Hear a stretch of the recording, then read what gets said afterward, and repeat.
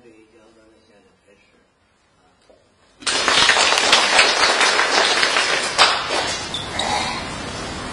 上一次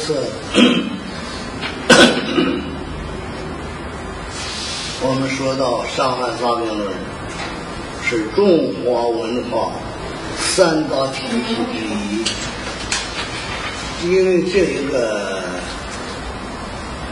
这个中医文化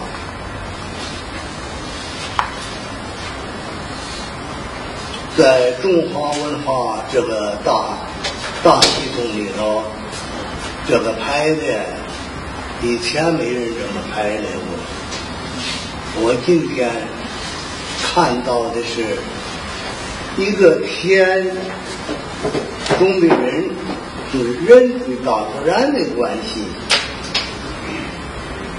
被老庄写下来，人与人的关系被孔孟写下来，但是人与自己的关系，我们讲的是人中的这个天，人体内的这个大自然，是被中国的医家解决了。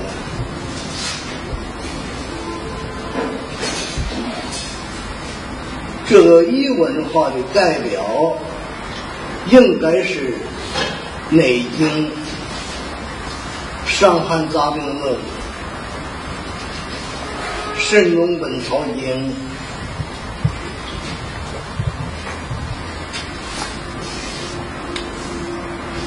与《灵枢经》这四部经典。但是这四部经典只有《伤寒杂病论》的作者张仲景我们知道，《内经》是谁做的不知道，《灵枢经》也不知道，《神农本草经》是谁做的也不知道。那我们只好以张仲景为代表的说，张仲景是解决人自己的问题的。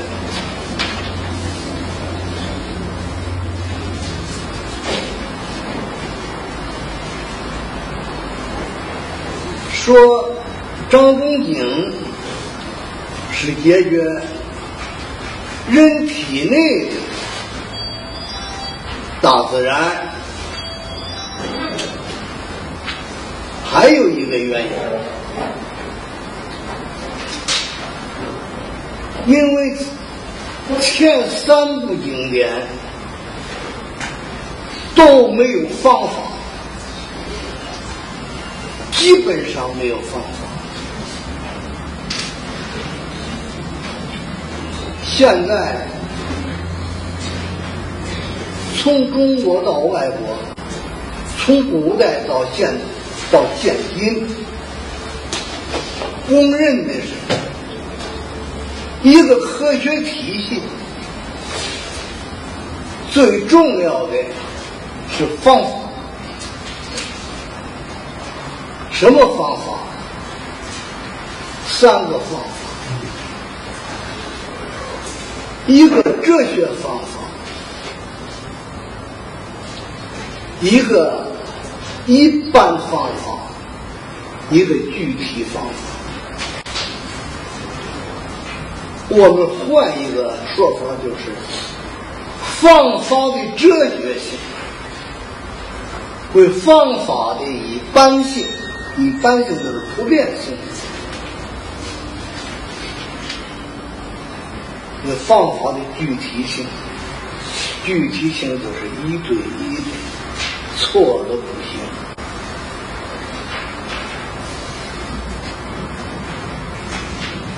我们按照古今对科学体体系的认定统一的认识方法。从这一点来说解决人中的大自然的这位现实，这位圣人是张仲景。出于这两个原因，我说是张仲景。当然也许有一些人不同意这个说法。我希望不管是谁有异议可以跟我提出来，我回答。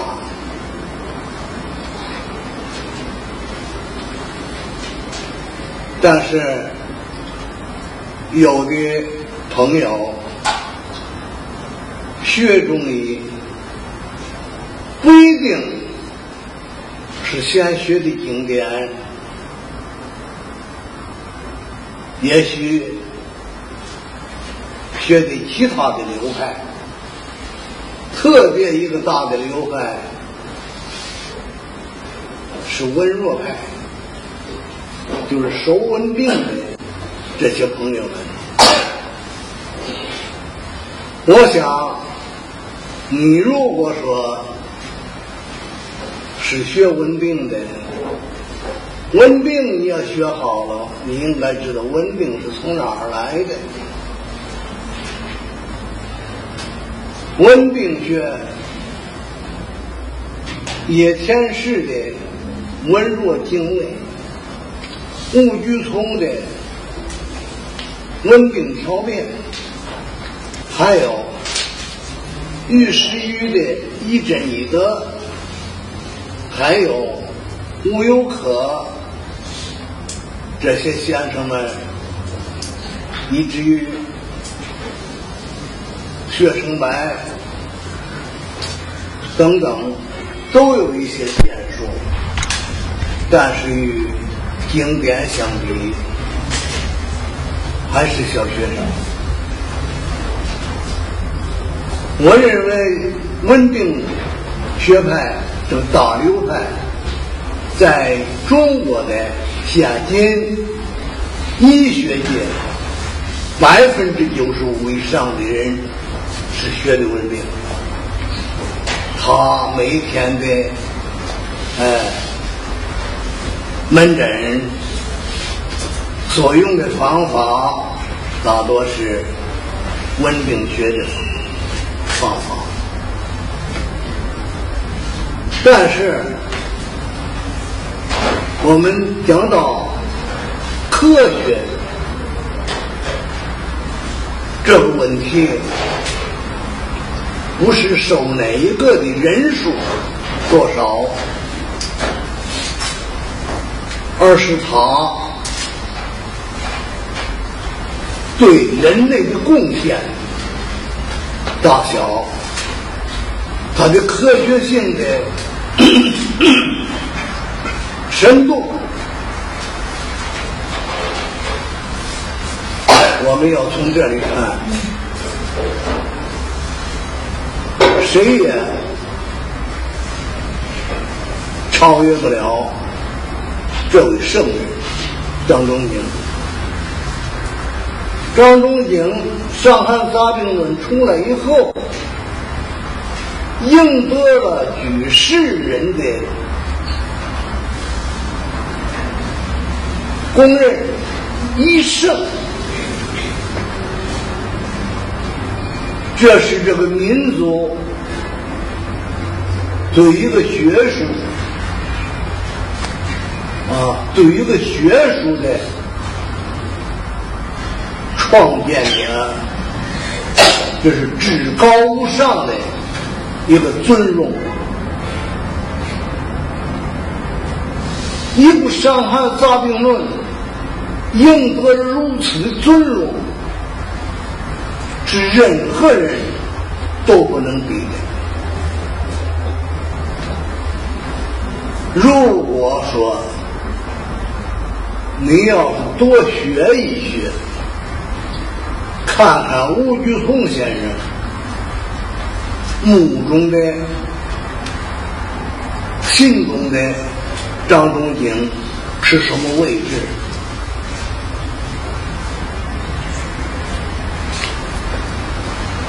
有一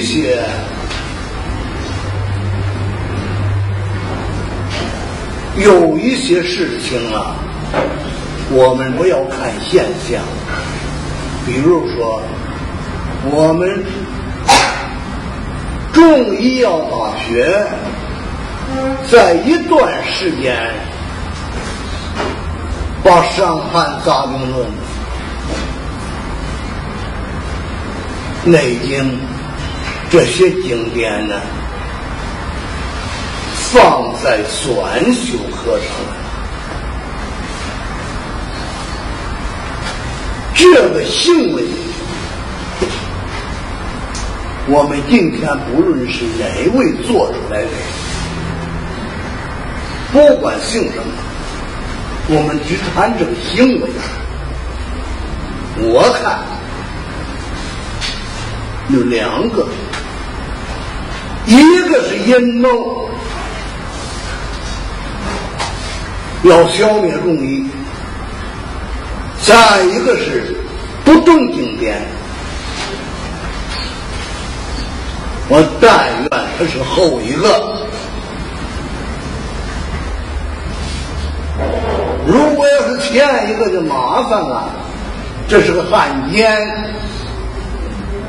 消灭这个国家的文化。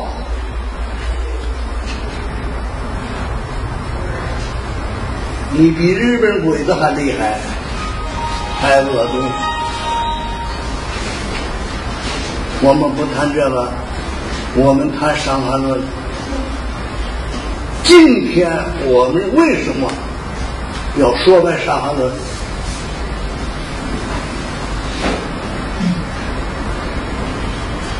我上一周提过的以外，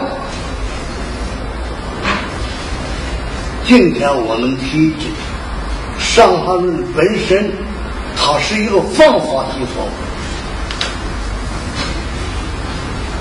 我们为什么要提这个方法系统？因为这个方法系统在一个科学体系当中是最重要的一部分。我们知道，在2400-2500年以前，《内经》产生于这个年代。《内经》发现了一个问题，发现了一个什么问题？生命的本能系统，那就是我说过的升降出入、内外调节系统。这是《内经》发现的。在《六维之大论》当中说，升降出入无气不有，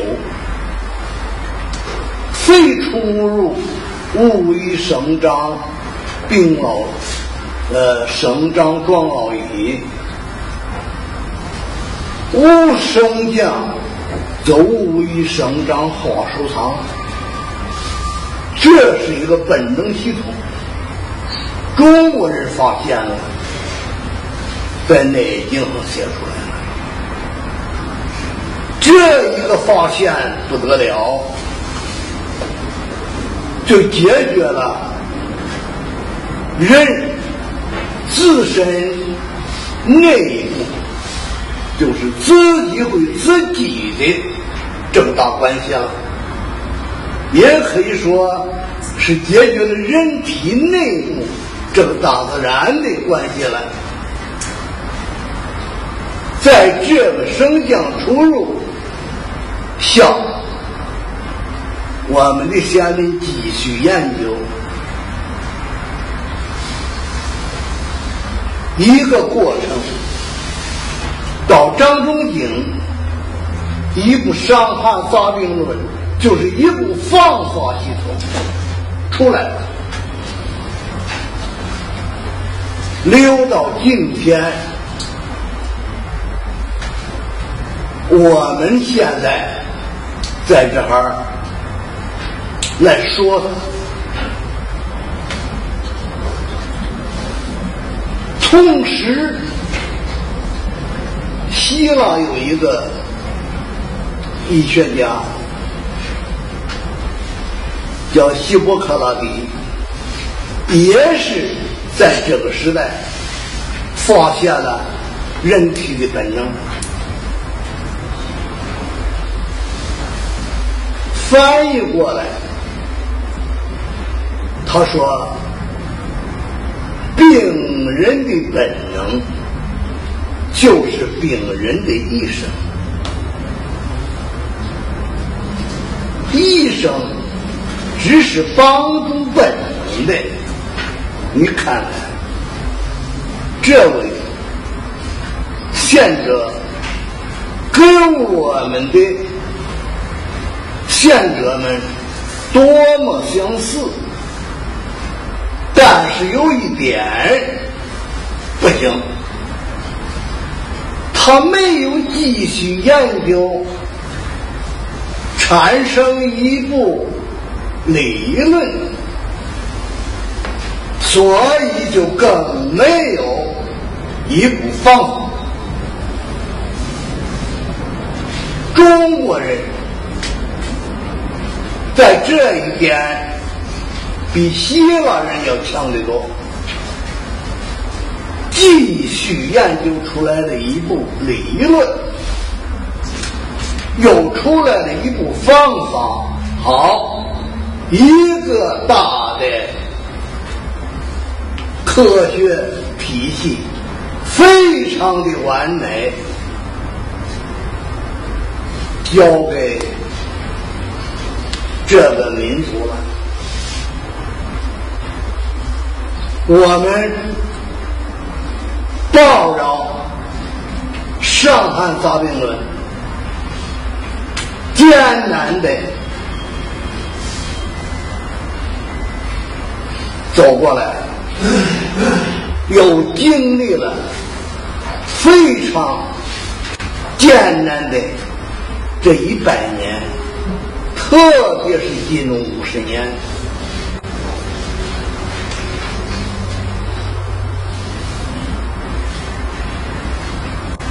终于带着最大的伤痛站出来了。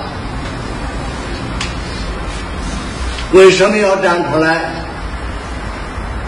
因为我们这个民族面临的一个健康危机。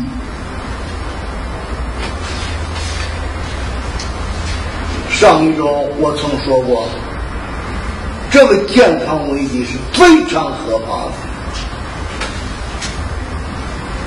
如果中医要不站出来解决这个问题，将导致一个什么结果，不可想象。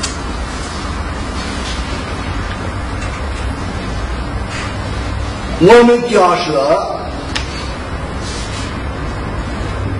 糖尿病、高血压、血管病、肿瘤以及其他的很多免疫性疾病，为恶性传染性疾病，要得不到解决，每年发病人数递增，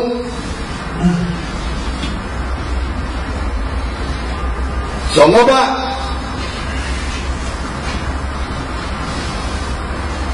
我们现在所有的大病加起来，包括要健康，要11亿人以上是不健康的。那么我们算一算，有多少人是健康的？这些健康的人怎么能照顾这个不健康的？这是其一。那么其二是什么？我们这么多的病人要吃化学药，大家查一查，我们每年进口了多少化学药？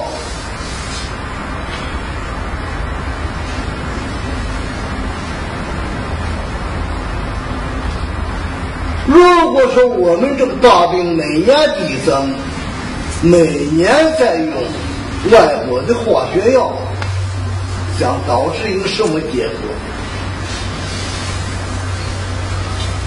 比100年前中国人吸食鸦片导致日常鸦片战争要严重10倍、100倍。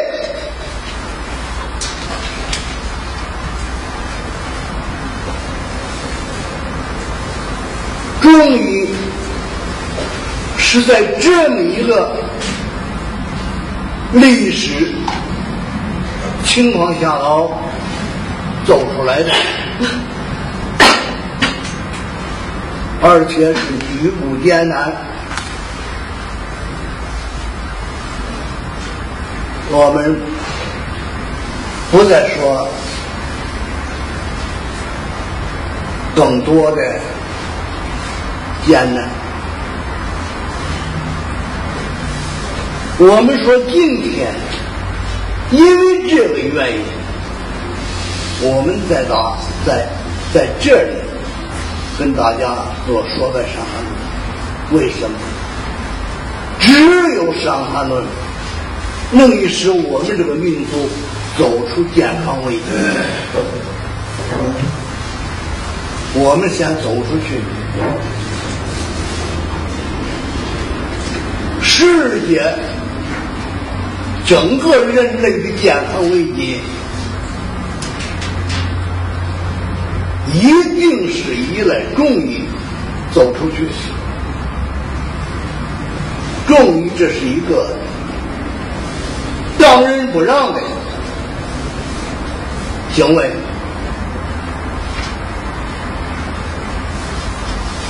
我也许是说的早一点，但是我并没认为早。这个问题越早越好一点，越晚了越不好。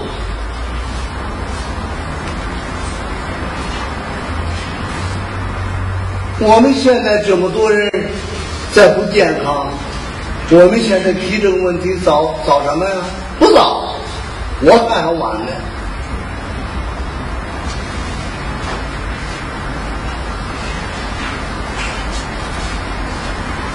这个《伤寒论》为什么它就能使我们走出这个健康危机？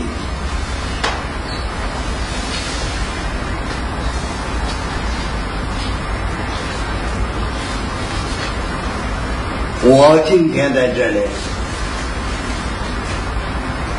就是要说这个问题：为什么《伤寒论》能使我们走出健康危机？怎么我不知道啊？这个事情也都知道，就好办了。今天我说过了，大家就知道了。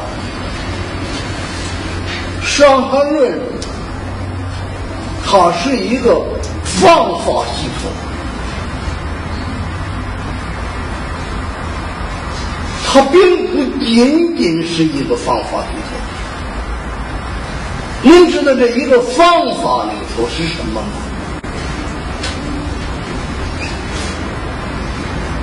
再打个比方，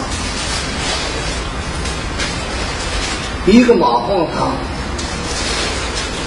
是一个方法，是一个具体的方法。一个鬼治堂是一个什么方法？具体的方法。我有一张生活卡，治糖尿病的一个方法，治了糖尿病，它是一个方法。我有一个化脂糖，治好了高血压一切的血管病，它是一个方法。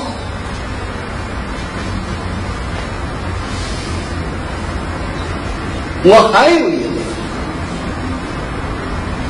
治牙健康，也是一个方法。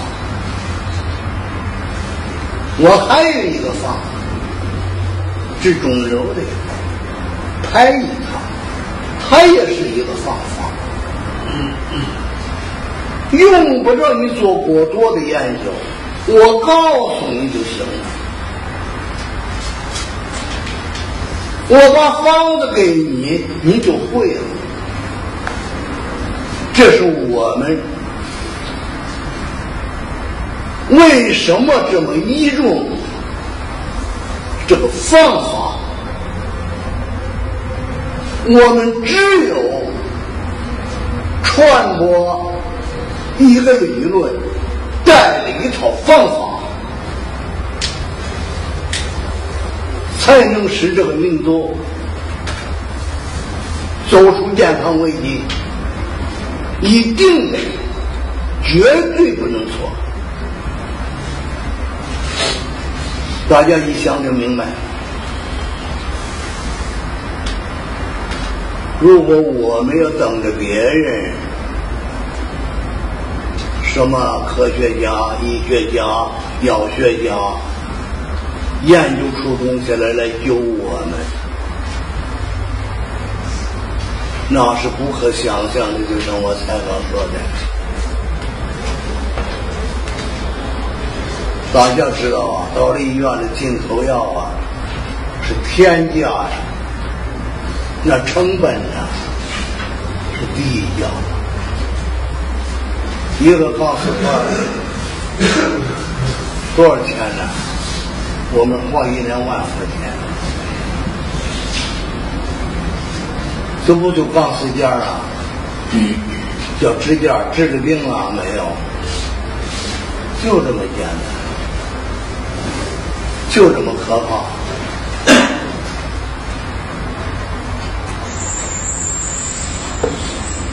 我们治好一个高血压、心脑血管病，包括脂肪肝、脂肪瘤、前列腺肥大，什么肾囊肿，包括这一大群病，用过了一个支架钱，我们是治好。所以我们今天一定要说在伤寒论，因为这些东西都是伤寒论给我们的。从一个桂枝汤，一个麻黄汤，我们呢就没有那么多要健康了，这是其一。其二呢，没有那么多要健康了，这个大病发生的基础啊，大大的降低了。那么就说每年递增的这个人数，以后是每年递减，逆转。谁说是终身病？谁说终身这样？你再说说我们再不受这种愚弄，再不受这种欺骗了，我们用不了几个钱就好病，我们还能一年不花钱不生病，这是方法在哪里？在伤寒论。就说伤寒论给了我们这个智慧，我们用伤寒论走出亚健康，走出健康危机，这是我们要说的伤寒论的一个重要原因。还有，人类在健康危机当中已经觉悟了，有一些人在呼号回归大自然，重视传统医学。你仔细听听这话，这不是呼唤中医的吗？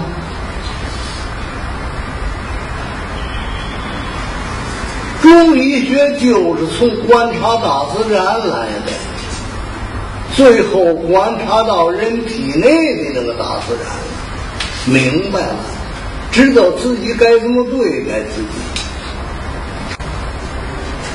可惜希波克拉底也发现了，但是他们没有研究出一套理论，没有一套方法，他们走入歧途了。走吧，越走越远。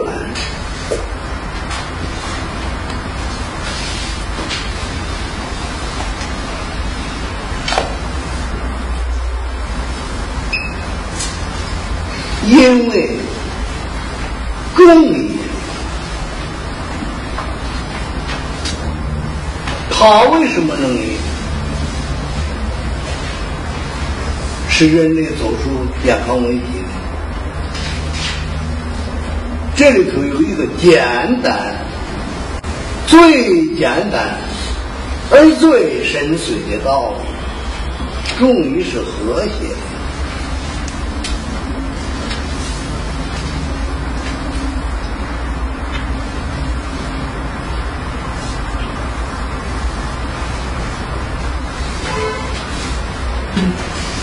这个和谐是来源于大自然的，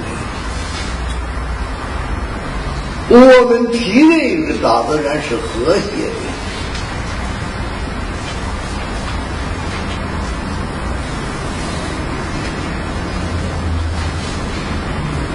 这是说中医，中医是个和谐的医学。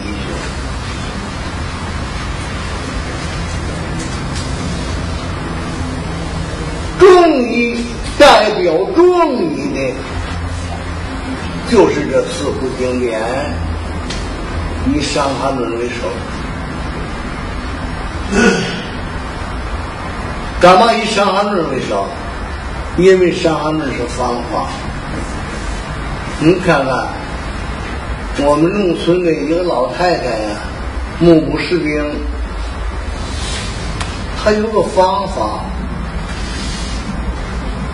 给谁吃了谁的好病啊，这是个方法。但是这个简单的东西里头，它的内涵那可不是简单的，那是有大道理的。我刚才讲的一个方法，你吃了这点东西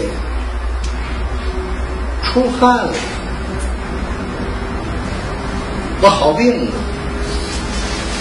我问问，怎么出汗的好病啊？怎么他吃出汗了没好病啊？怎么他吃出汗出坏了？这其中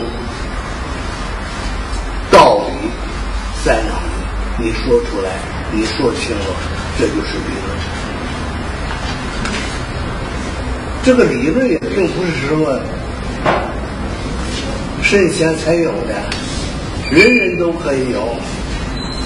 你就把一个自然现象说清楚了，就是理论。那么这一个方法为什么叫具体的方法？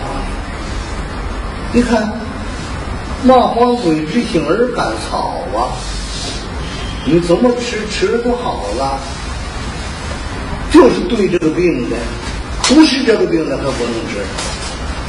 你看一个桂枝汤，一个麻黄汤，说交换吃都坏了，这是一个具体的方法。具体的方法同时它代表一般性方法。什么是一般性方法？防寒法。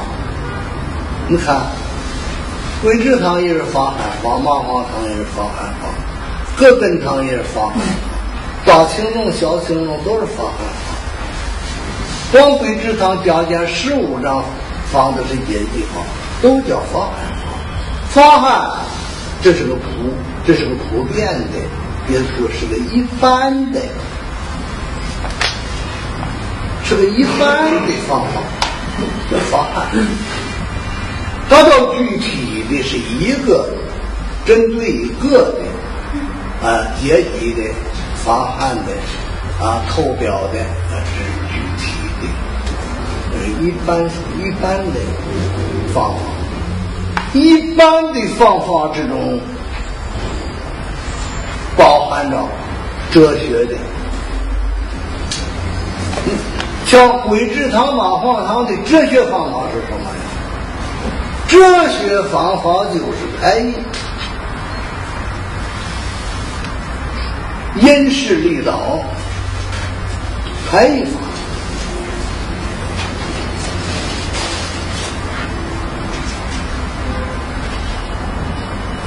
说完整一点，就是顺应生命规律，因势利导，排异法。那么自主调节法呢？这是个一般的科学方法，它下面是具体的，比如说炙甘草汤，这是一个具体的方法；生化汤是一个具体的方法；化制汤是一个具体的方法。所以具体的方法、一般的方法、哲学的方法，完全非常的完整完美。所以《伤寒论》是这么一部方法系统。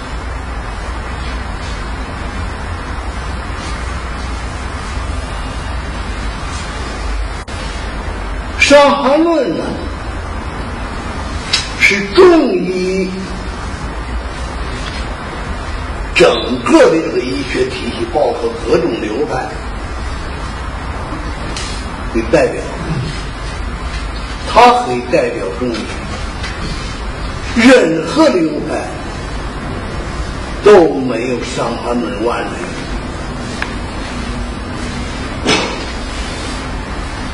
《伤寒论》的第一个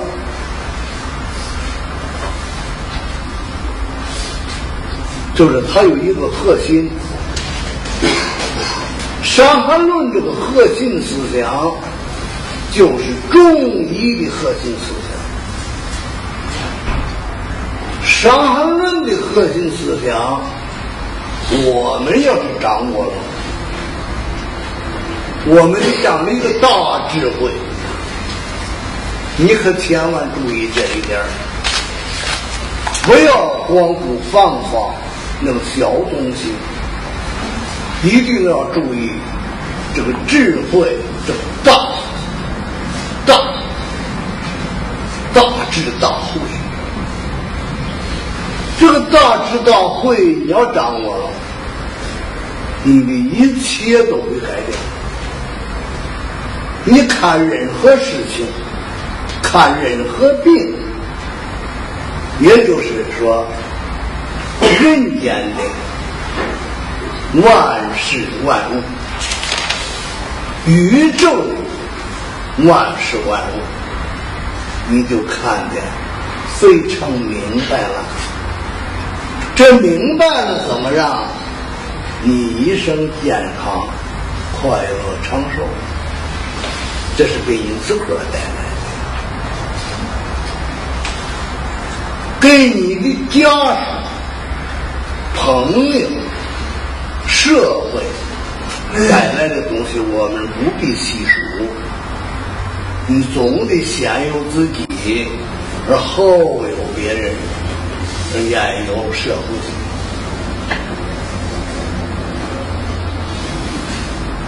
所以，我们要说白《伤寒论》，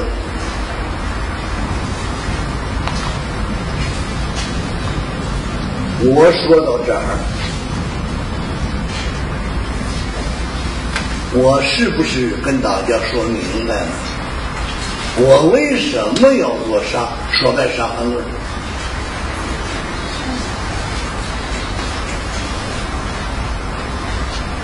我想，我要说的差不太多了。我接着说呀，我们学《伤寒论》，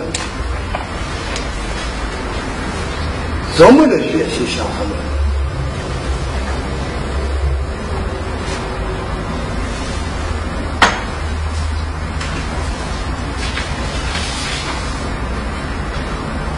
自古到今，从《伤寒论》问世，有多少人在学《伤寒论》呢？这个不可胜计。从宋代程无忌开始注解《伤寒论》，整理《伤寒论》，不乏一些大家都在呕心沥血的来解释《伤寒论》。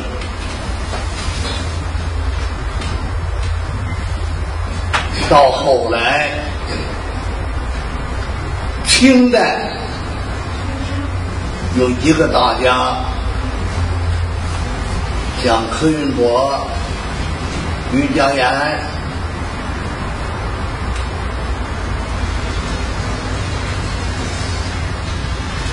很多的解释《伤寒论》的，都各自有一点成绩。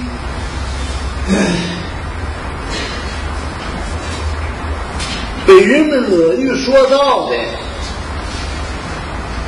是可卿的《伤寒来溯集》，游在京的《伤寒观注集》，钱黄的《溯源集》，还有一位日本人叫唐本求真，也在研究《伤寒论》。日本有几个人，不是他一个人在研究《伤寒论》。尤其到近代，章太炎先生研究过《伤寒论》，陆元雷先生研究过《伤寒论》，写过一部《伤寒论近史》。就从陆元雷先生开始，有一点西方医学，有一点西方医学的解释，就是借鉴西方医学来解释《伤寒论》的，那是比较浅。我不知道为什么这些人都没有把《伤寒论》的核心思想说出来。我还有一个问题要跟大家说，也曾经有一些朋友问过我，古代人怎么这么聪明？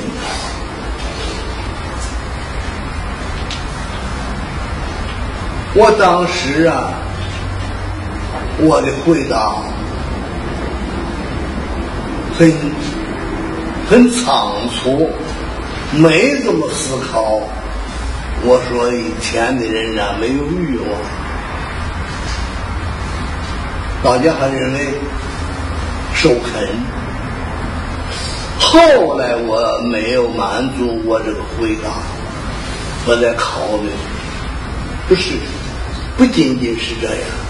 当然没有欲望，没有名利思想，不是一干点什么闲事我能挣多少钱这事儿，没有，古代人没有这个思想。这一个我并不是说错了，但是我说古代人为什么这么聪明？不光是我们，那西方人也是很聪明。怎么这个时代这人这么聪明呢？怎么现代的没有呢？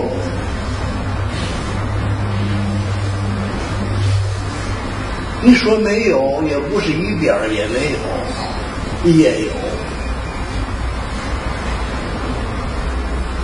总体来说是古代人怎么那么狠，发现这个发现那个。后来我想一想，我感觉到还有一个问题，这个古代人呢，他这个人呢，就是这个自我呀，没那么膨胀。什么叫膨胀啊？再比如说，把自个儿这个人看的比什么都高。大自然算什么呢？我改造你看看他膨胀到什么程度？他说我要认识自然，改造自然啊！怎么这么大气魄？改造自然，改造自个儿行不行？自个儿都改造不了，你还改造自然？他不，他就要改造自然。改造来改造去啊，只是破坏了生态，让自己生存都越来越困难，让子孙后代生活越来越困难，这算智慧吗？谁破坏了大自然，谁是罪恶。他膨胀了，他连大自然都瞧不起了，他哪里还有观察的这种心呢？哪里还有认识的心呢？他只有改造的心了，他要创造个什么？所以这种人呢，他没有智慧了。这种人他绝不再去注意大自然的什么，我也要向大自然学习什么，我会发现什么，没有这种人，我都要改造你啊！您看看大大小小，哪个不是在改造自然？我们学医的说医，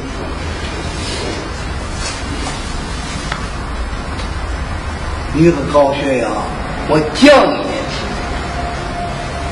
降不了，我多给你药吃，不行给你3种，我就是不让你高。这种人为什么？他不去研究你为什么高啊？怎么他不高，你就高啊？他不去认识这个自然，都改造了。糖尿病、血糖高，你健康，再不行啊，你不知道胰岛素，我给你打胰岛素，我给你。那么改造的这种结果，取代的这种结果是什么呢？地道衰竭，还是破坏了大自然。公牛，我切公牛，你长再长，我还切。扩散了，长了一群，切不了了，怎么办？哎，你保守治疗啊，多好听啊！那就你等死吧。什么叫保守治疗啊？谁保守治疗？谁给谁保守啊？这糊涂话这是！一切改造自然的必定是失败。丧失了智慧的人，就要改造自然，就要干预自然，就要取代自然，最后把自己毁灭。古代人啊，这个人力没有膨胀，所以他注意观察自然，他注意去认识自然，他知道自然是不可抗拒的，他就要顺应自然，从顺应当中发挥他的智慧。我自从看见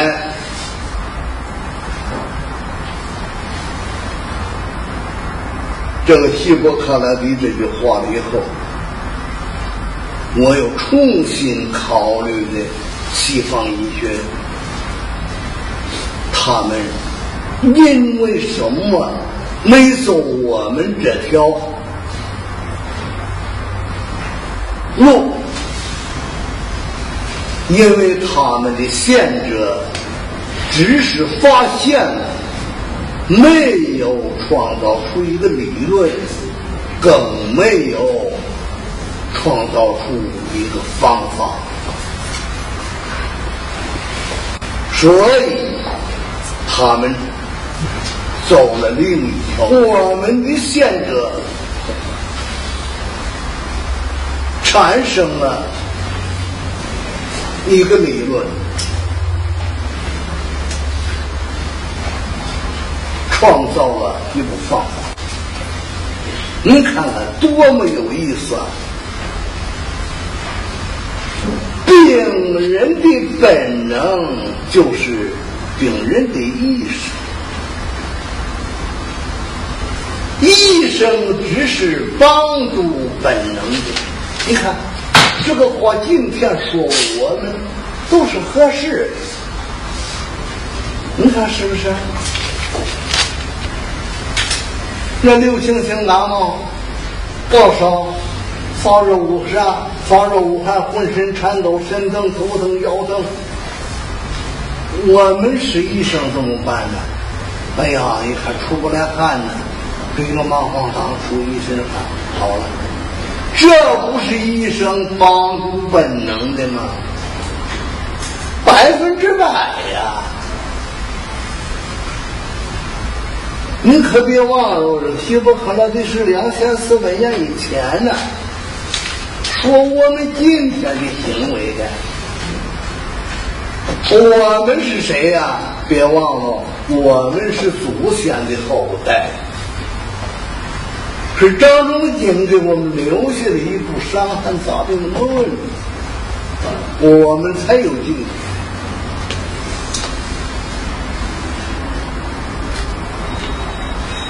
那么我们今天怎么学？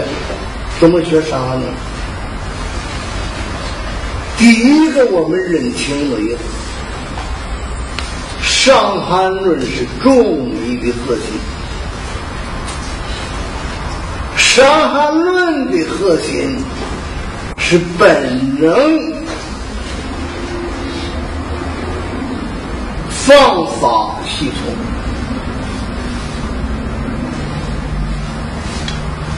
您看看我们学的这个本能方法系统，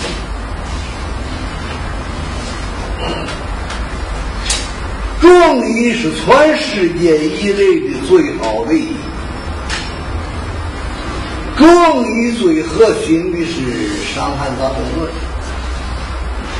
《伤寒杂病论》的核心思想是本能方法系统。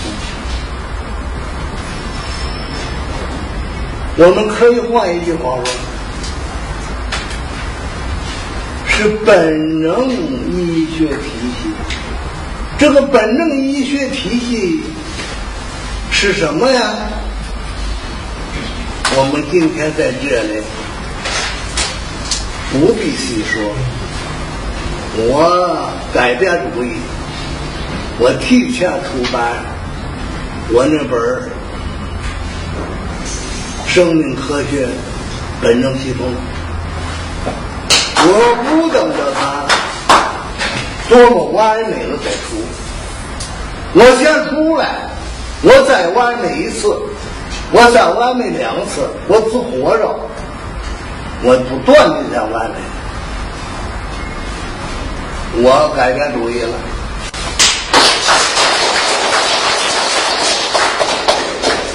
我上一个世纪80年代出版的那本伤寒流经求诊，我在前边讲了一个有多少，有至少有1-2万吧，一个说明增订了一下，出版了，昨天把样书给我送来了，我一看非常的不满意，怕印错了一些东西，我让他重新的给我改一下，你看这多么难看！我看着我的够难看了，比我还难。你看这黄色、白色、黄色、白色，什么玩意儿这个？我是把这封面给我改过来，画封面。连我的名字都印错了。你就这么说他说明天以后星期二吧找我，我说我给他设计个封面，你给我画个片儿再印，可能要挖出1个星期，怎么样的内容里面你看那个小宝贝成了这么好，增订的增加了点内容，全出来全出来，我就说明一点，这个臭媳妇不怕见婆婆，你怕也不行，这是我从这里走出来的，从他走到说白伤寒路，再正确的说，从他走到本能系统论，从本能系统论出来做的说白伤寒论。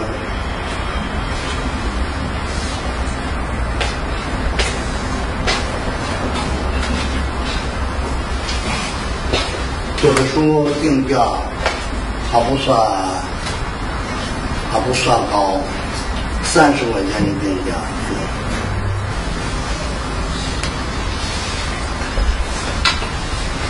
这个学习伤寒论的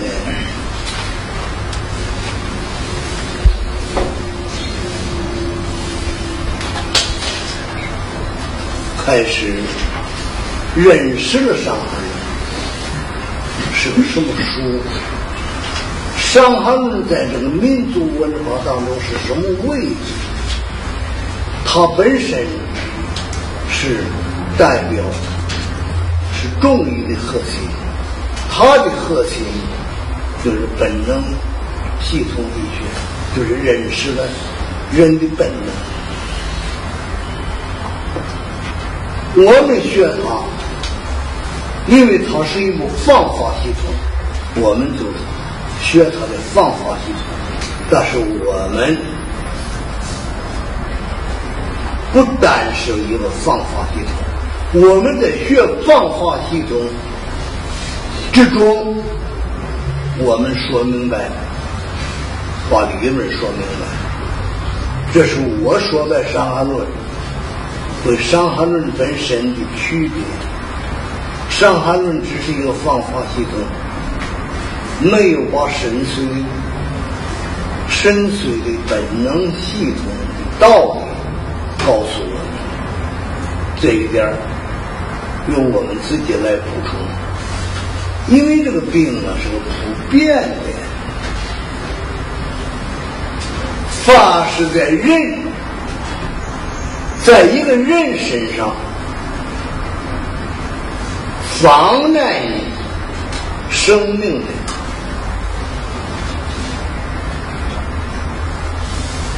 只要是妨碍的你生命存在的，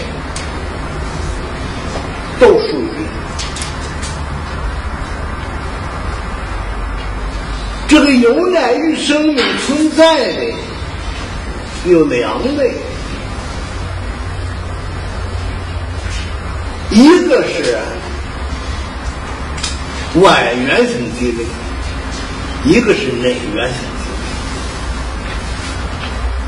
疾病。外源性疾病和内源性疾病怎么分别的？张仲景说，病有发若无寒者，发于阳也；无若无寒者，发于阴也。他分开了两个。发于阳是什么？发于阴是什么？我们现在先不讲这个阴阳，阴阳就是一个东西啊，分成了两半，就像一天是24小时，一个白天一个黑夜，这么分开。这是白天的事儿，那是晚上的事儿。一个手机，你正面一反面，这是一个东西，两个面。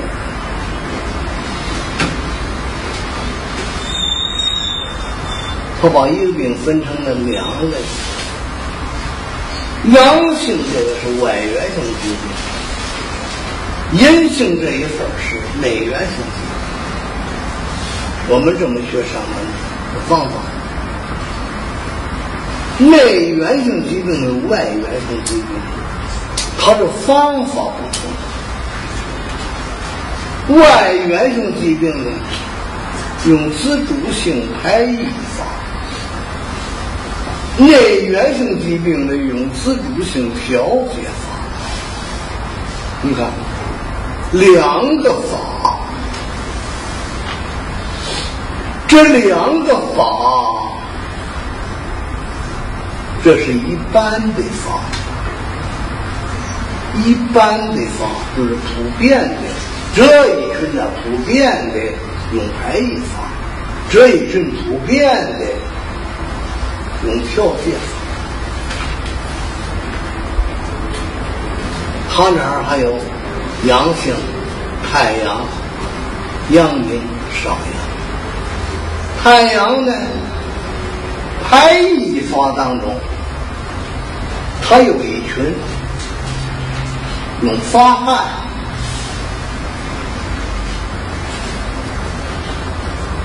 用发汗的方法。发汗呢，还是这一小群的一个普遍性的，就是一般性的。阳明的，他用吐法、清法、消法，用通大便、呕吐。那个清法的也是通便。为什么叫清呢？它跟那个通便呢有一点区别。通便是拉稀3次5次啊，这个只是通了的性。所以这是阳明的一个普遍的方法。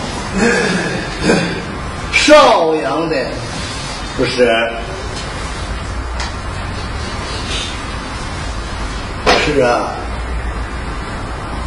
排异呀之中有调节，首先是调节，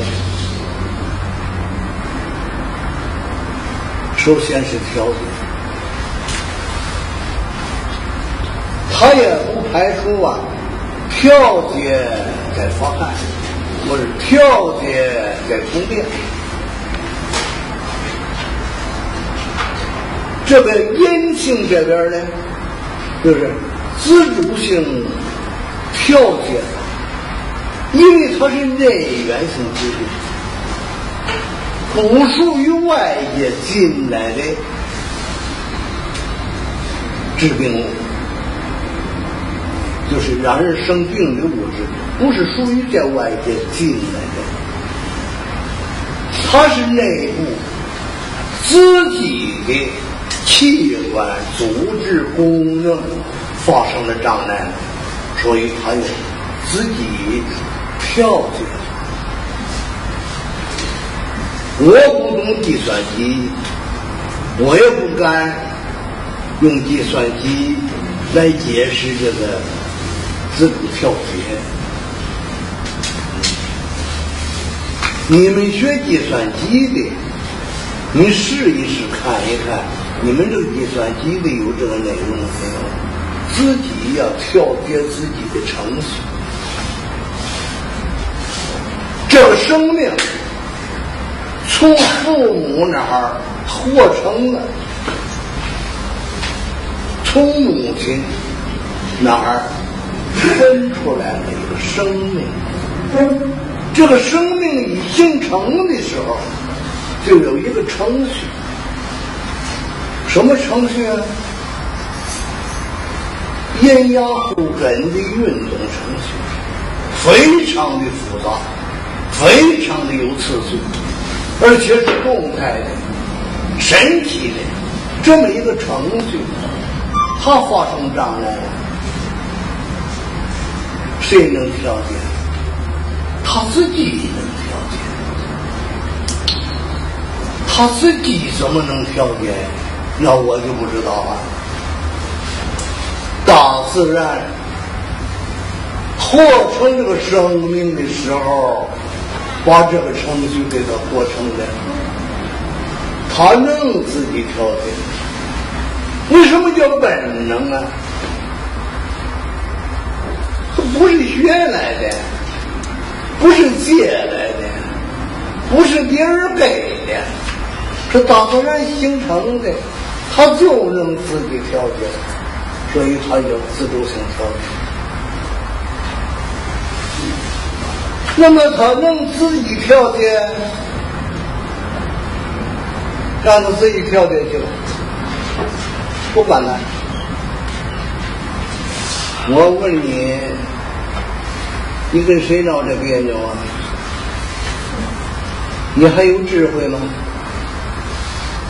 人类所以有智慧，就是看到了这个自主调节是一个系统，它有自己调节的能力，但是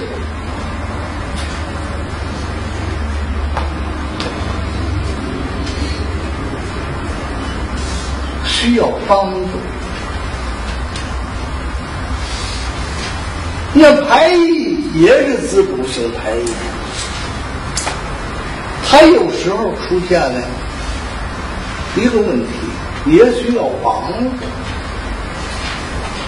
所以人类啊是有智慧的，他就来帮助自己这个本能系统排异，也能帮助自己这个本能系统自主调节。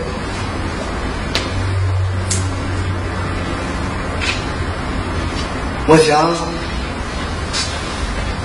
这么说能明白吗？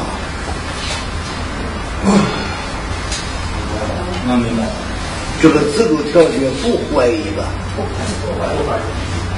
哎，不必怀疑，他需要帮助。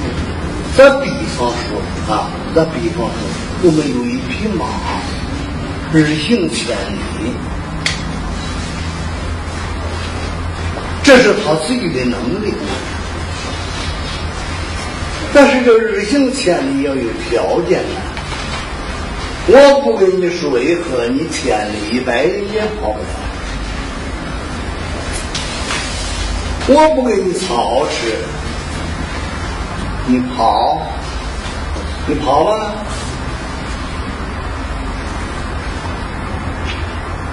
他饿了怎么办呢？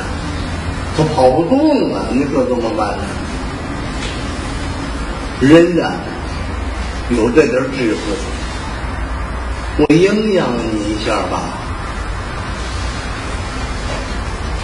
你怎么着舒服啊？我让你怎么着？哎，你需要什么营养啊，我就给你拿来让你吃。这个人是有智慧的，这个马呀，吃这么几天，有了劲了，日行千里。因为他也是个生命啊，他也有自己的程序，跑啊，哎，这个自主调节就这意思，一点也不错。说我这不是有一个绝阴篇里头不是没有东西了吗？我补了一个生化汤，一个化脂汤啊，还有一个调节气机的，吃了，我就这意思，他就解决这问题了。再比方说糖尿病，这个胰岛组织不分泌，为什么不分泌？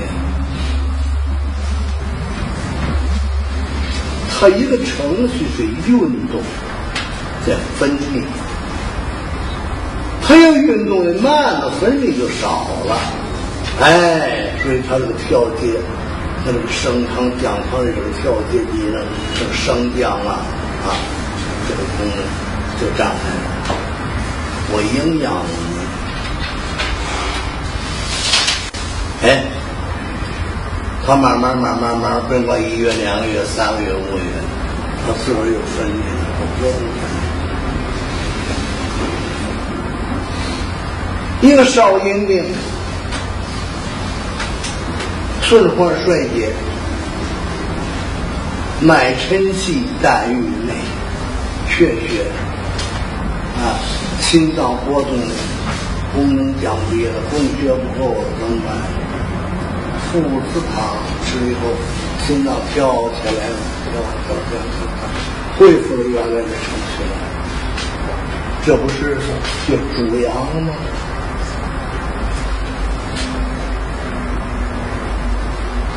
这个变性病的自主调节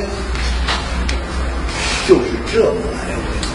我们学伤寒论就这么简单，一个排异，一个自主调节。但是有问题啊，您说的容易，那糖尿病都治不了。怎么你这么简单的治好说，哎，末了我给你去试试，你多来几趟，你看看糖尿病是怎么的好吃，生活。尤其啊，我们补上这个伤寒论厥阴篇以后，哎呀，别提多欢喜了，我都差一点儿。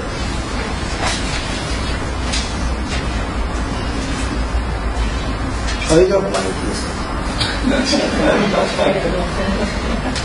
你想不到的。你再这么说，我再说一个具体的，你大家想一想，你欢喜不欢喜？糖尿病谁都知道，并发症、高血压、高血脂冠心病脑梗，什么脂肪肝、前列腺肥大、肾功能不全，还有脂肪瘤，还有囊肿，还有痔疮，多少年的便秘也解决不了，等等这生活上吃来吃去的这些病都没有了，这怎么可能呢？我知道今天我有时候脑袋转不过来了，我觉得这是做梦的吗？这是真的。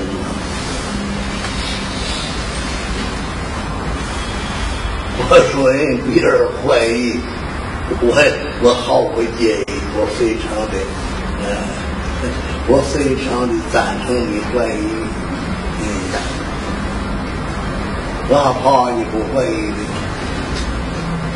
你怀疑你要想了解了解就知道了。是，你说走到这一步，你高兴不高兴？怎么看见这个了？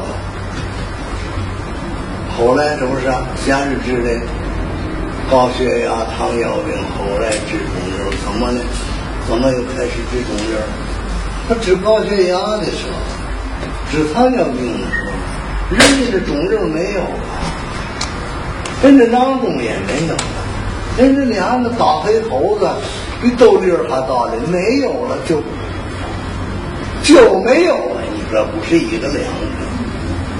你说？你作何感想？你要是我，你怎么想这事儿？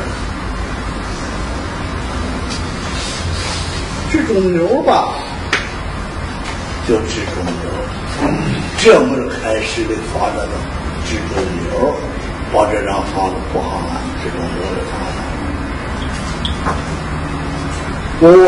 子，我相信了，我敢负责任。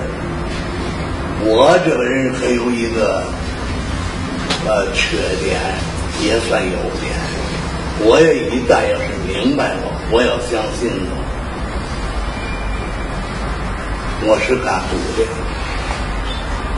我敢拿命给你赌，我相信了，我也不是那么简单的相信。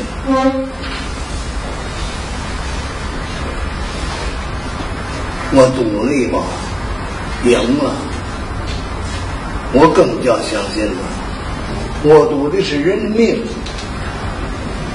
我是拿老命跟他赌以前我的是我的生命。我说我要是失败了，我抱着本能论自个儿进火葬场。我说你看着我要失败了，我就抱着本能论自个儿上火葬场。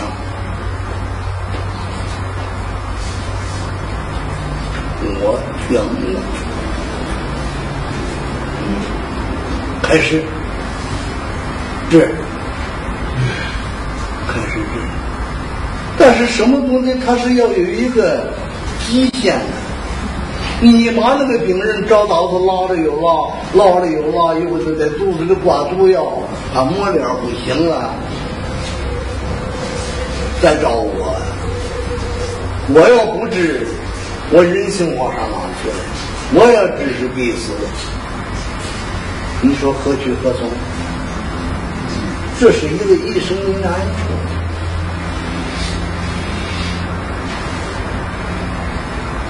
到这个地步我又长了一个法儿，我说我能给你延长寿命，减少痛苦。你不用不能病，我能让你不痛不行。行，我说我接受。我能有一张方子，吃了癌症就不疼，死可以不疼，直到死。我说的这个呀，我都不保留，我没保留的东西，我就保留一样，我活着就行。我都传承下去，绝不是只传儿子不传姑娘。我在座的甭管是男的甭管是女的，谁要我的事没有女的事件。张仲景要发现了这个东西，保密到今天有我的，那不会有我的，什么都可以保密，医学绝对不能保密。还有一个不能保密的，原子弹不能保密。这技术公开，谁都有原子弹，你看谁也不敢动，谁动咱们一块说，谁敢动？这玩意儿是越多越难算，我看够了。咱今天呢，说到这儿，下一个星期具体的要说《伤寒论》的原文。只有什么问题讨论一下？我请问，看《伤寒论》，读《伤寒论》是用掺杂的西医生理观点去读呢，还是我拒绝他这个观点？就怎么能读进去？它是有两个系统啊。因为你看，我们现在上学学的生理卫生、心肝脾肺肾，把它掺到《伤寒论》里去读，有没有助于我们理解《伤寒论》？你掺上了吗？就是也能掺上。我是掺不进去，但是那个注解的时候，他那个教科书的注解的时候，会引导你，让你去掺。那么后来我就看的时候也往里掺，我也掺不进去，但是这种方法，他掺进去了吗？我读的书少，我估计他也会往里掺，因为他必须往里掺。我说他也掺不进去。哦，你要不信，你拿来，可怎么个掺法？咱们公开的讨论一下。啊，我看这怎么这么掺？这个理呀、这个东西啊，跟豆腐一样，红豆我掺点黑豆。他这个理你怎么掺进去？您比如说刚才您说陆元雷解释《伤寒论》的时候，用了西医的观点，就是他引进西医的观点。里边这个淋巴系统吧，淋巴系统我到现在一直往跟他用中医的观点去往他去合去，就怎么也没合进去。你合着合进去。你哪个系统你也合不进去。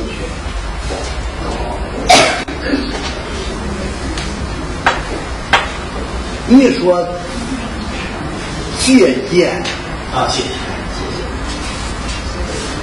借鉴可以。你比如说，我刚才讲的，这不是和希波克拉底说的那个，跟我们的现在说的这个。一样，你也甭掺的一样啊。我们不说一样，说近似行不行啊？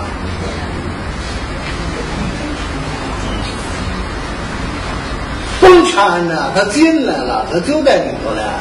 人家说，病人的本能就是病人的医生，对不对呀？这不是讲《伤寒论》了的。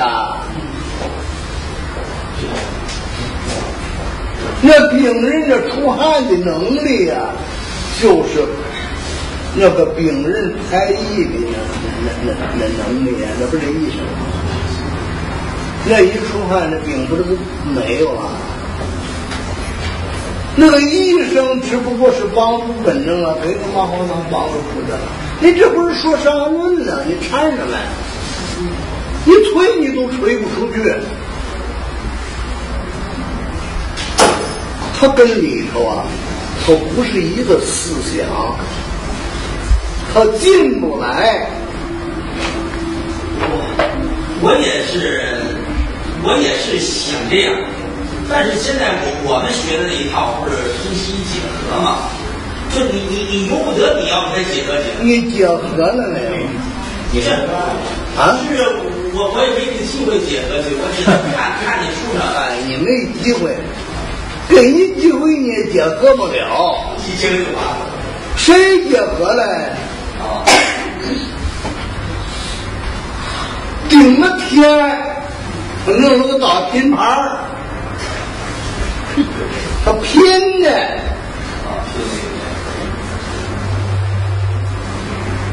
什么叫结合呀？是啊，这不是结合，结而不合，没法结合。这两个灵性，这个合一性嘛，是相互吸引的。一个排斥的东西你合不了，法律都让他合不了，甭说你。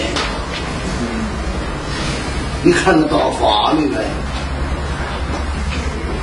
就写了文字，就找这个男的或者这个女的，就是夫妻，就这一家，他就不是。睡觉一个脸朝北，一个脸朝南，谁拍谁？这他妈合了，这叫结而不合，合不了。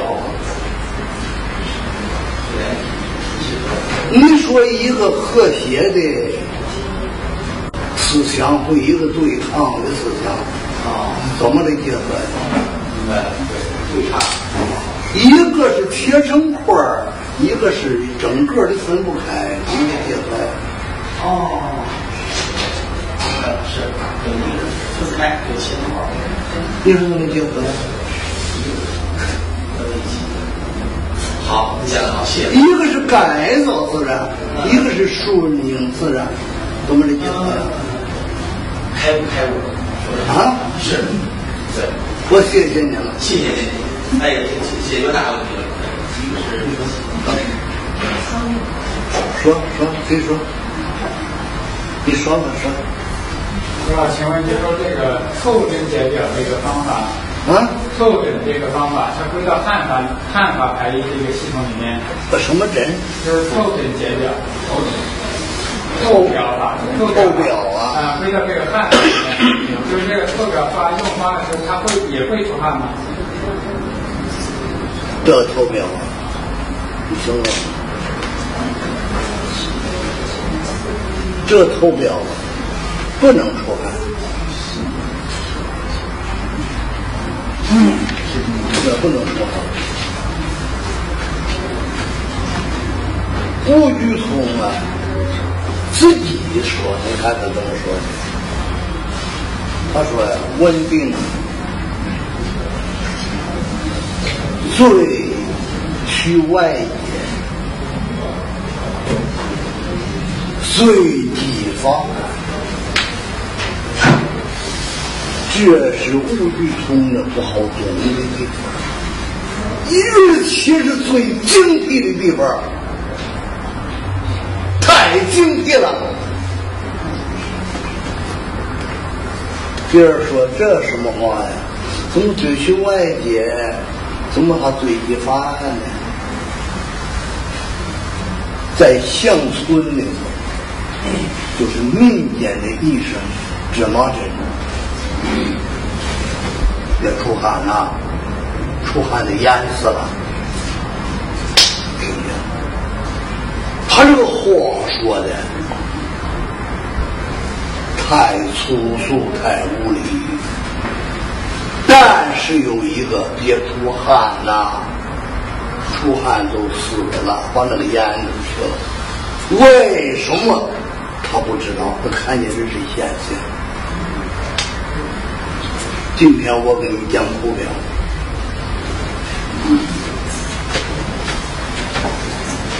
我这个人有个毛病，我要看书会走路一样。有一个挡着我的地方，我弄不开，我不往前走。我领悟了这一点，为什么温病忌寒要外解，而且最忌寒？这吴鞠通这个话说的太精辟了，他多么精辟，他没有认识到本能，这是他那不足的那一点。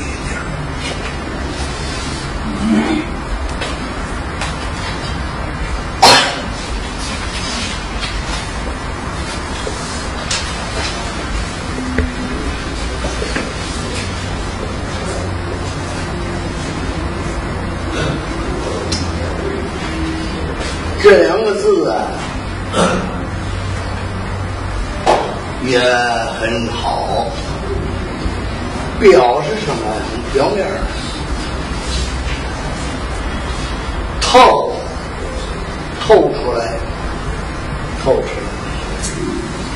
汗不能叫发汗，发汗是从汗腺来排出汗来。它是透表，它为什么去发汗？这个表不光是汗腺的，有一些微生环在表面的。它这个毒啊，就要从血液里分泌出来，从微循环的排出来，起一个丘疹。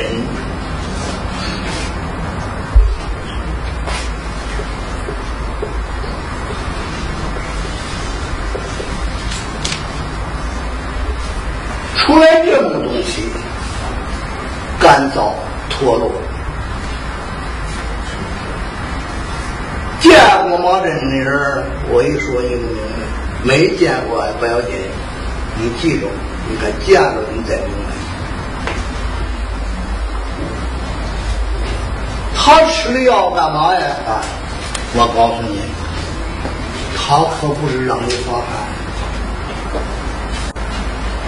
他也不太清楚，我断定他不太清楚。为什么呀？他要太清楚了以后吧，他这张房子还要好。他知道不能发汗，还得要从表面出来。你看他用什么药啊？牛子，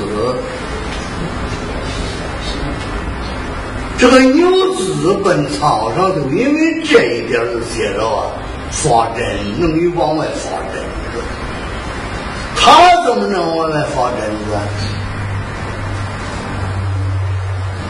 他到了我这儿，我有点变化，我用了一些活血的。效果特别好。后一位是丹皮，磨丹皮。印花链条是要用的，牛子一定要用的，但是我用的桃仁、红花、磨丹皮、紫草。我把它那方面的效果比他那个好得多。为什么呀？我明白这一点，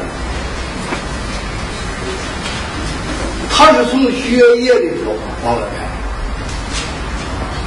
血液里头从毛微循环的往外排。这个微循环呢，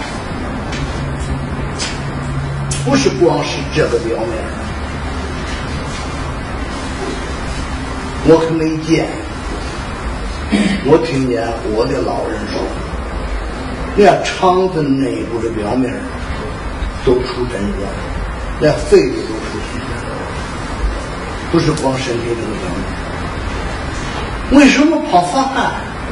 一发汗的颜色不是颜色，一发汗就出不来了。为什么呀？一发汗，体液丧失，血液浓度增高，这个血液的循环就困他，这个毒啊，在坟里出来必死，一定要用活血的药，用良性的活血的药，要用不出汗而是走表的药。这一吃，一身疹子出来，好，大吉大利的现象，保持着这个疹子越来越多，这一般是有规律。从发烧1天、2天、3天开始，第3天以后开始降，特别是现在太重，下一个没出来，怎么了？在光下的一照，在皮肤下头有个小红疙瘩，还没出来呢，你就给他药吃，往外活血透表，到第4天出来了，第5天多了，第6天最多，这不要紧，保持这个针刀这头往外发，别一看见发高烧，哎呀，一身疹子吓傻了，不行退热吧，一退就死。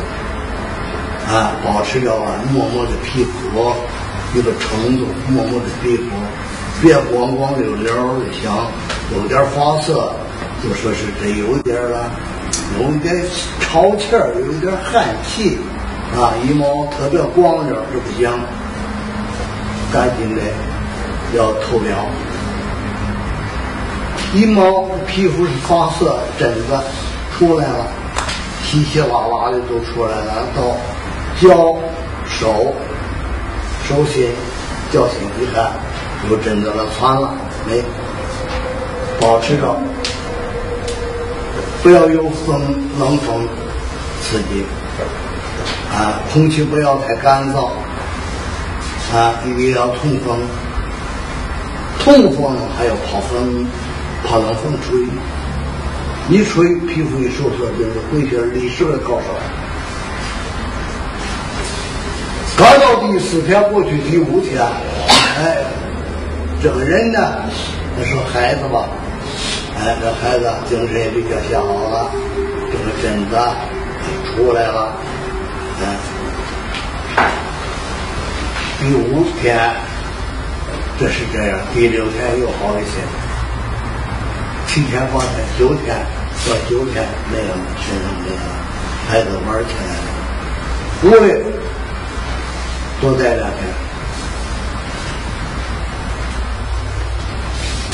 如果说出去的早了，疹子都还没完全排出来，你就出去玩，或者是有冷风刺激，有一部分都没出来。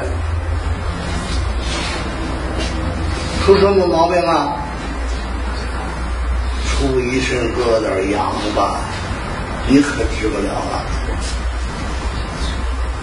尤其这么回着，这里家风糟了，回的太快，出这毛病。你看，如果多在屋里待2天呢，哎，排好了，什么事都没有。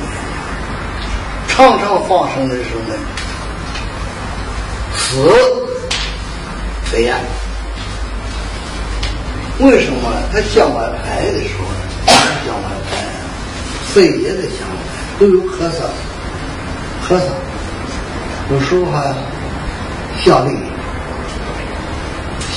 不要治力，咳嗽不要给他吃镇咳的药，都对抗的药都不行，哎，吃一点清淡的。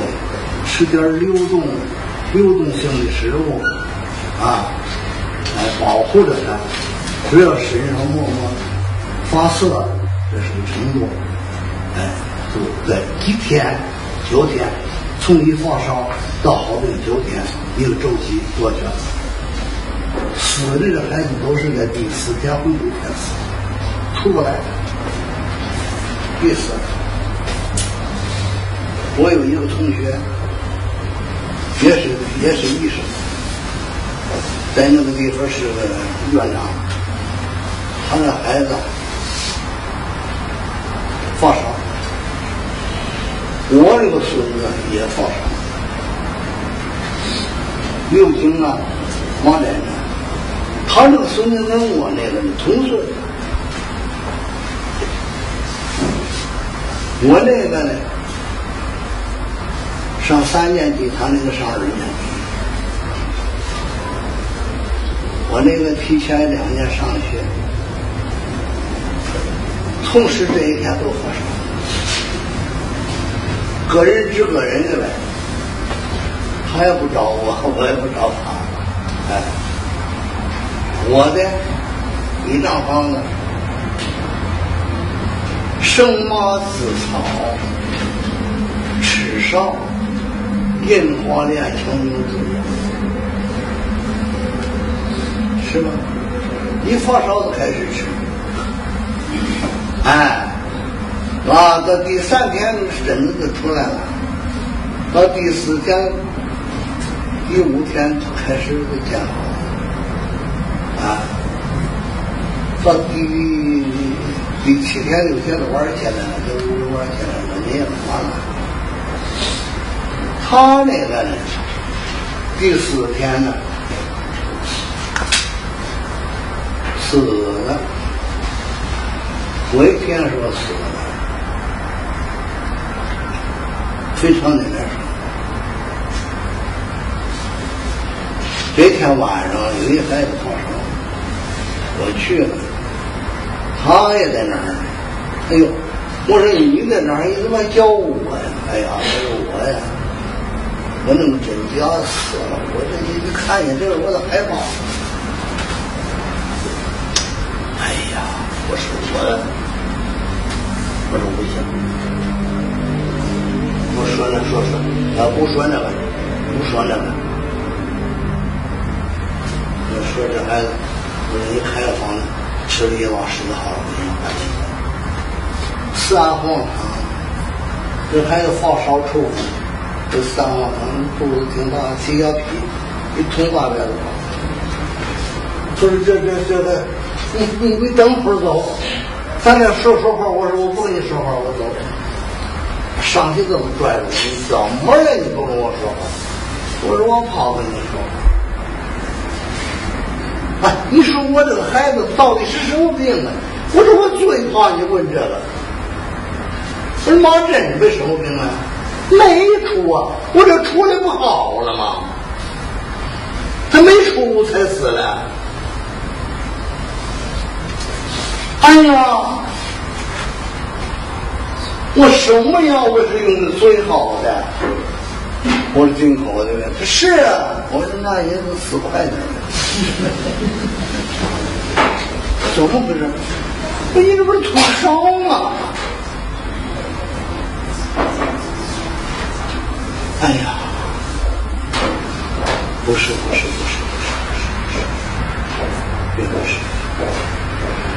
那可不是，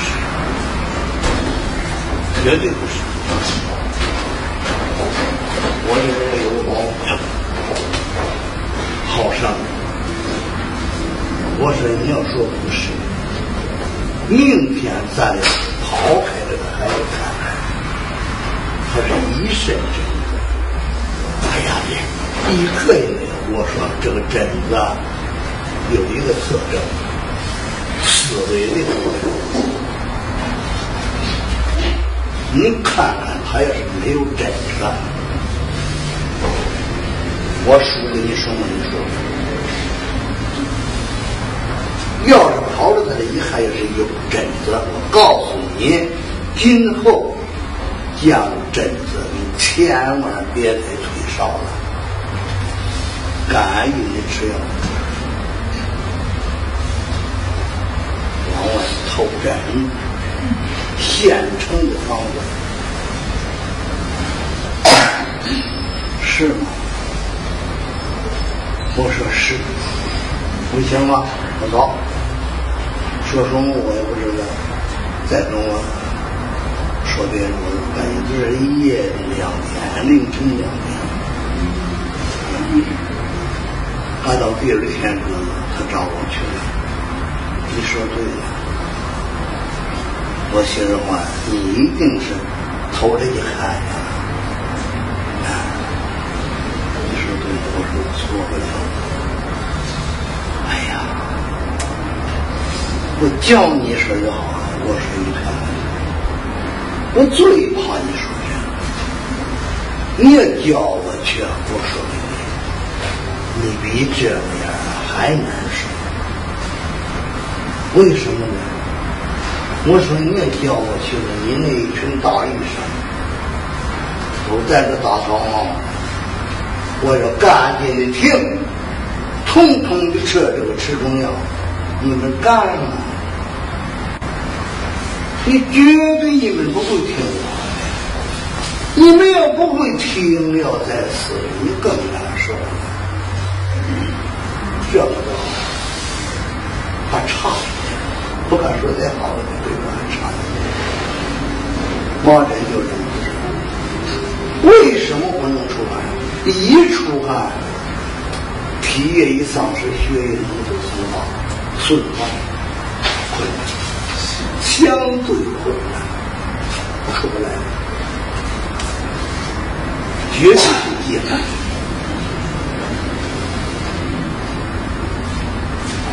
但是又必须是从表出来。这个问题咱都说到这儿。我请问一下，如果再换运出去那种话的话是？你说的你从你说的太高明了，这孩子一发热，你就得知道他是麻疹而不是感冒。你掌握着这个，你再一大群的医生呢，你是鹤立鸡群，这是最难的一点。感冒，你先认识，把这几种感冒你先认识，然后我才能跟你说麻疹什么样，脑炎什么样，听明白了吗？听明白了吗？你要感冒也不知道，我跟你说半天也没用。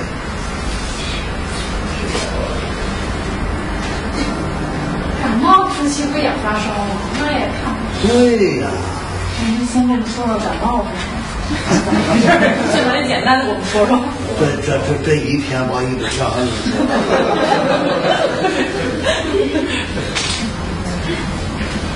我呀，最后啊，我把这些方子我提前发表，行不行？想让天下人知道，这该怎么着，好不好？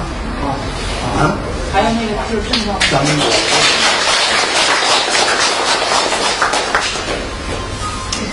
咱们天下人都知道怎么着保护自个儿的孩子，别再吃这个。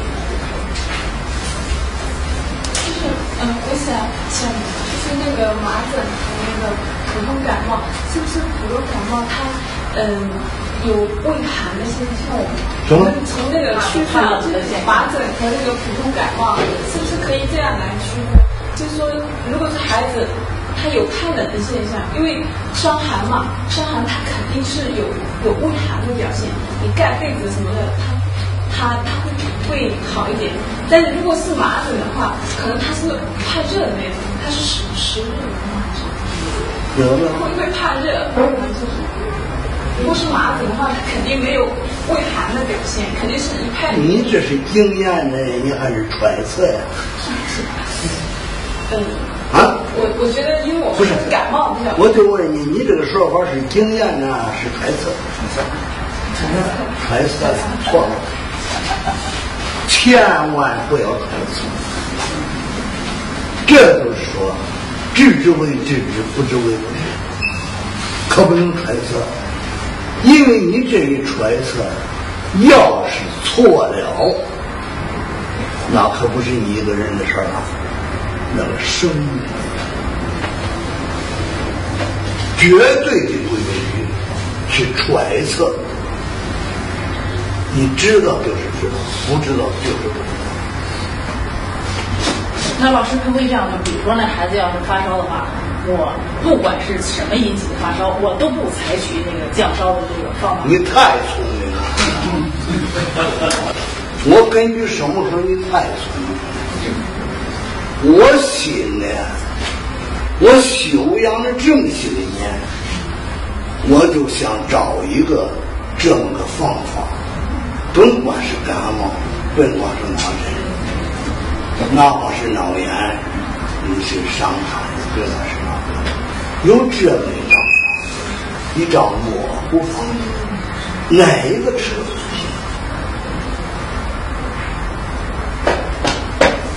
如果是麻疹，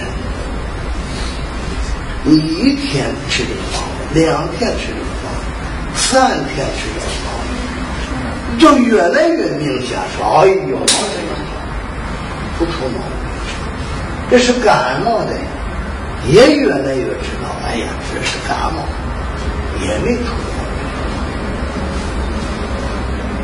要有这么一张方，我都老在想有这么一个方法，就是你说的这个，那多好啊，对不对？有。老师是不是发烧孩子有点眼泪汪汪的？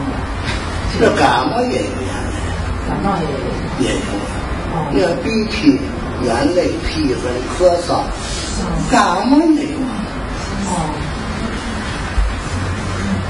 麻疹也有。他晚上是向外排的，咳嗽是肺的向外排，皮粉、打屁股也是肺的向外排，眼泪也是向外排，下痢、拉稀屎也向外排，一切都是向外排异的一种势力。就别对抗了，是吧？你就记住，千万别退烧。这个感冒可不记头表，对不对？这个麻疹呢，可是胎记发汗，不这就好办，就给你一条路。感冒是发汗、头表都可以。你头表多吃啊，你要吃对了衣服就好。要是头表那不太顶对，那多吃啊。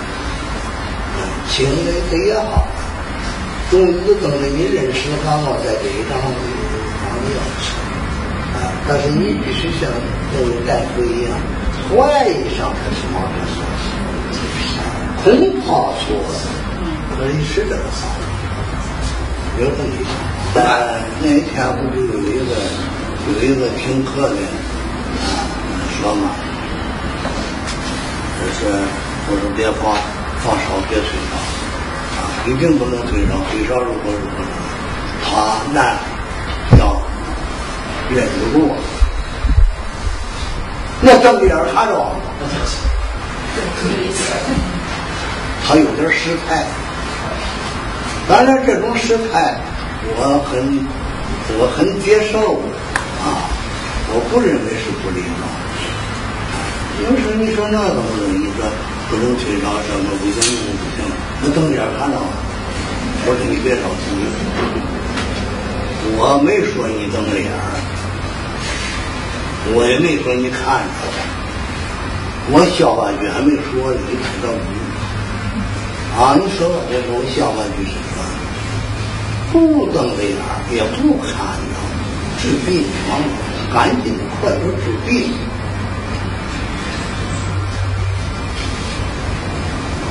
治病好了，不就不伤了？我不知道他听懂没有。那合着这都是只能发烧就退烧啊，知道退烧不行也退烧啊，又都是因为不瞪着眼看着就退烧，没别的法了吗？不是啊，法多着呢，就是不能退烧。看是什么病，用什么法吃了就好了嘛。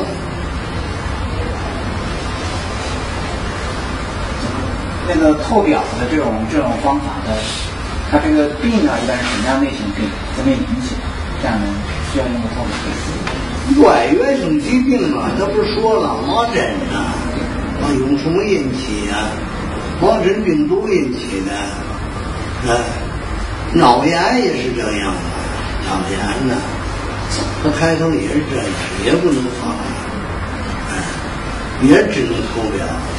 最后这脑炎也是出来个崩点儿、淤血点儿，那也是往外排的。西医一看这个脑炎，证明是脑炎，其实呢出来那就要好了啊。那在这个无菌通之前的话，是不是这类病比较少呀？啊？就是在无菌通之前的话，哎呀，在那时候啊，我见了一个史料，就说北京啊，一句话就听听，四门出尘，日夜不停。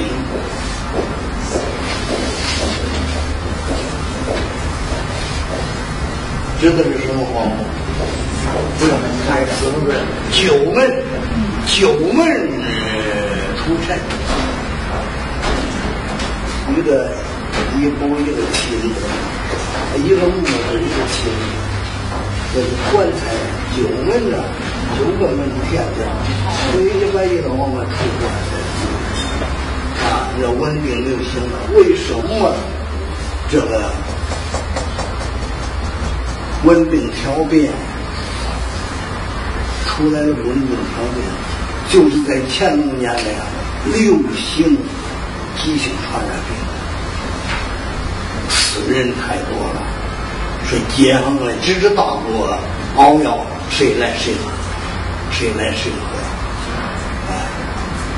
这九门出尘，日夜不绝，死多少人？因为死人死了，医生又不知道才写出来的一部文病条变。张仲景伤寒杂病论，不是那个序言，我想绝不是张仲景写的，是后人给他讲上的，讲出他的名写的。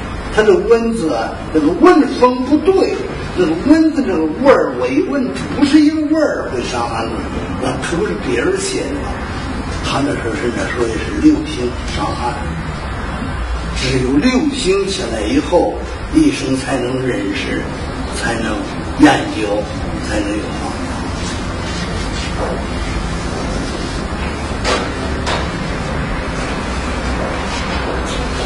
现在来，好听了啊。